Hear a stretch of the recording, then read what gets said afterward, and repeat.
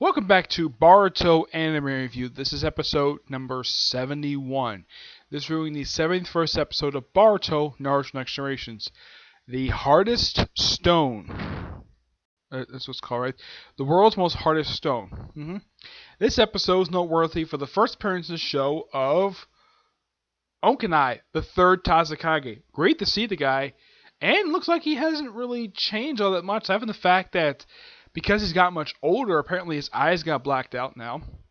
And the Razakage, wow. The third Razakage, great to see the guy. And man, he's lost all that all that big humongous muscle mass he had when he was the Razakage. My guess is when he retired, he must have stopped working out. That's my personal guess. Though it's not the first time. If anyone read the final chapter of the Boruto manga, not the first time you see him like this. Oh no, he did appear in the final chapter of the Naruto manga, where he appeared exactly like this. Very thin, a little bit of wrinkles, but not much else different. Yeah, he's like very thin. Okanai, aside from like his eyes got a little bit blackish, like it looked like his eyes were a bit closed, but he's still pretty much the same. The only addition they made to him is the fact he now goes around in this wheelchair type of thing, which I'm not surprised due to the fact he's over 100 years old and probably the world's oldest shinobi. Yep, he is. And we even got a chance to see in the episode his particle beam. He hinted at this once in the episode, but he actually had a chance to use it, and he used it to destroy a metal beam from crushing a child, which got praised him for that. I'm sure a lot of people were very happy with the fact he saved a child. I mean, that was nice of him to do. And the thing is, the reason why that Boruto's escorting him around, like was hinted in the last episode, is because at first he didn't show up for a meeting, and everyone was curious, so like, why isn't he here? Is he somewhere in the village? Who knows? So, but basically, Naruto sent someone to go find him, and just by sheer coincidence, they just have me watching nearby for some reason. They never explain why. And then they see there's some commotion, and Misuke, and then Misuke goes to see what's going on. And of course, Boruto goes over, and then of course they're just handed the assignment looking for the third Tazakage, and they find him pretty quickly. Yeah, they find him like as soon as he gets to like the bench area, which they've been to a couple times in the series. They find him pretty easily, and he points out that's a very inaccurate sketch of me. And he even asked him, Boruto basically asked a question. Like, what is the hardest stone? And he figured, though, he couldn't figure out exactly what the answer was. Like, thinking of a diamond. Be too easy. And so he kind of figured out, why not the guy from the Stone Village? He might know where it is. And not a bad idea. He must know all about stones anyways. So, yeah. He asks him. He says, "I'll ask you a question if you escort me around the village." Like, sure, why not? Because we got a chance to go on a train. You got a chance to do some shopping. It was a nice little montage. Of course, he got a chance to see his famous marksman, like I said, and of course, he mentioned about his grandson. Looks like this could have been Kurotsuchi's brother. Yeah, I think it could be.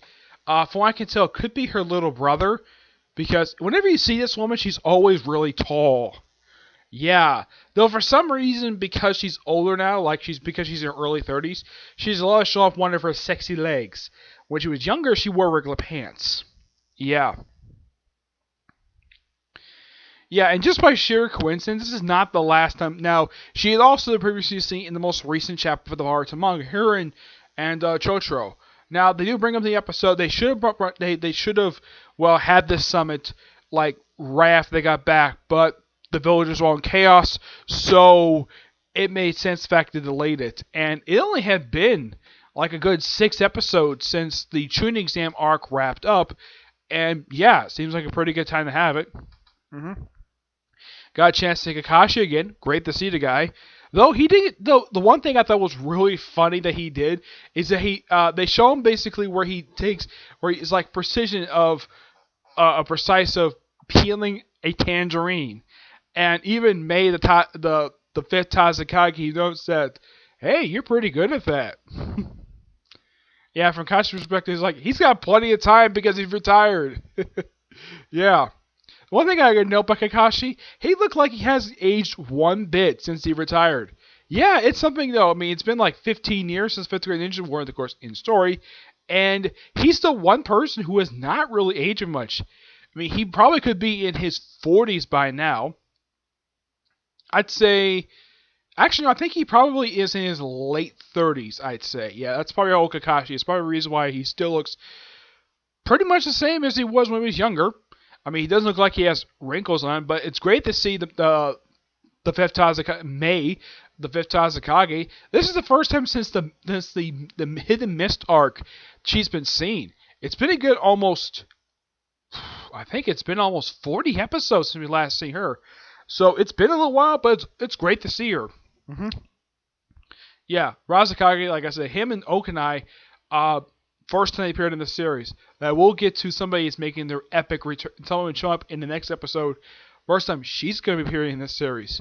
This overall was a really good episode, and looks like it's going to be a loose setup. I mean, the ending of this episode looks like it's going to be set up for the Mitsuki arc, which I've heard is going to take up. I'm not sure how long. It says it's going to be a mini arc, like probably about 4 episodes. I'd say 4, maybe 5 episodes. So, yeah. But and they also show for the first time in the series where Mitsuki lives, and it looks like he lives in a hotel room. Yeah, it's particularly very weird. Yeah, that's what his apartment looks like. It looks like a hotel room, a one-room hotel room. You know, as I can tell this because I've actually stayed in these type of hotel rooms. I mean, the door is very similar. They don't use a key card, surprisingly. Yeah, I don't see him taking a key card to get his own room. Maybe they have some other system to use, but the way it looks from that particular door, it looked like it could take a key card to open up the door. That's my personal guess. So, has he been staying in this hotel room since he's been staying in the village? Now, for a room like this, he couldn't exactly like afford this by himself. He's probably afforded this by his father, Orochimaru. He's probably the one paying for this room. That's my personal guess. And when you get to the room at the end of the episode, he notices the windows open. He looks around. He takes his kunai out, and he looks around. There's nothing, and he sees a little leather on his pillow. I'm curious though. It could have been Orochimaru, probably when Soshi's put it there. And instead of showing him actually reading it, apparently he read it off screen like very quickly and just decided to burn it in his sink for some reason. Really weird. And then the episode ended with, very weirdly, with 2 guards getting knocked out. One of whom got their ninja headband got knocked off. As for who could it be, it's rumored it was Mitsuki. That's what's suggested.